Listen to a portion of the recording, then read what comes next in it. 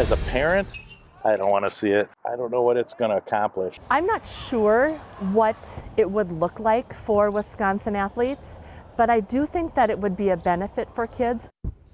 A push to allow high school athletes to profit off their name, image, and likeness falls flat in Wisconsin. The state's Interscholastic Athletic Association voting against those NIL deals that have exploded on the college level. Lighthouse, our new special reporting unit, is here with a 360 report to help you understand why this issue is controversial.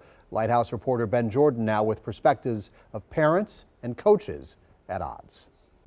All it took was us showing up to a few games to learn this is a polarizing topic. Let's go 360 to hear arguments on both sides of NIL. An NIL consultant shares the most difficult aspect. A coach tells us why he thinks it's important to wait.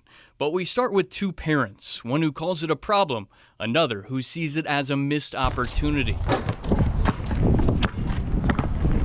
Kidman and Cash are hoping to follow in their older brother Khan's footsteps.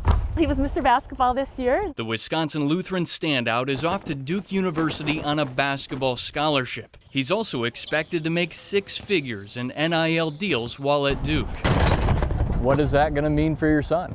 Well, I think it is a reward for many, many hours put in the gym to make himself a successful player who will help bring success to a college.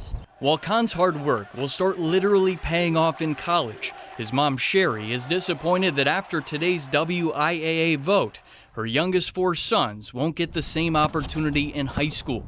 I just thought it could potentially benefit so many players in this state, especially elite athletes who are training every single day and find it hard to help their families potentially financially because they have no time to work a traditional job. Anthony Jacobs is a Milwaukee father who has a much different perspective. I'm out being a super parent again. His oldest son competed at the college level, and his youngest is currently on the field for Riverside High School. I think some of the universities are making a lot of money off of these kids winning games, making it to championships and winning championships. But while Anthony supports NIL in college, he doesn't think it belongs in high school. The high school, that money thing, you know, kids lose focus. Now I'm no longer playing for the love of the game and to support my team. I'm playing for me now. Wisconsin is one of just 17 states that does not allow high school students to make money off endorsements, according to the Business of College Sports. How has it worked in those other states, perhaps in, neighboring Iowa or Illinois? Yeah, so it's very different. People often don't understand the high school realm.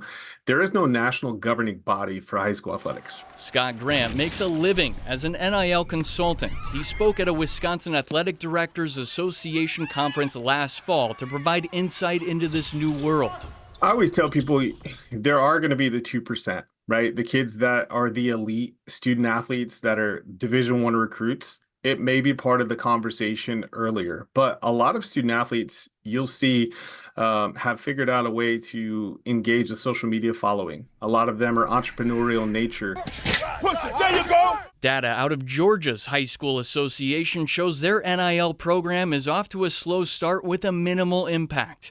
Within the first 4 months, just 44 athletes out of more than 400,000 signed NIL deals. Back in Wisconsin, one of the primary restrictions would have been paying a player to recruit them to a particular school. As far as policing it, that's always a question. Scott says schools in Wisconsin won't have to worry about enforcing that now, which he calls the most difficult aspect of high school NIL. It's hard to prove.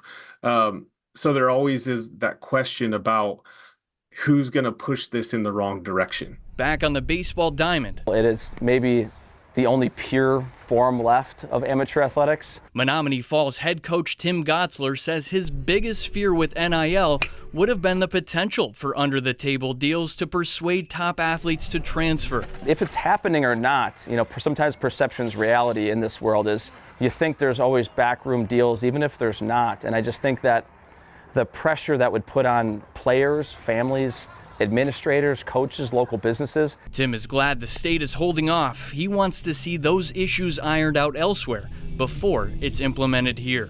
Sometimes being late to the party is a good thing. There might be something said about waiting another few years or another 5 years and maybe see a generation or two of kids come through.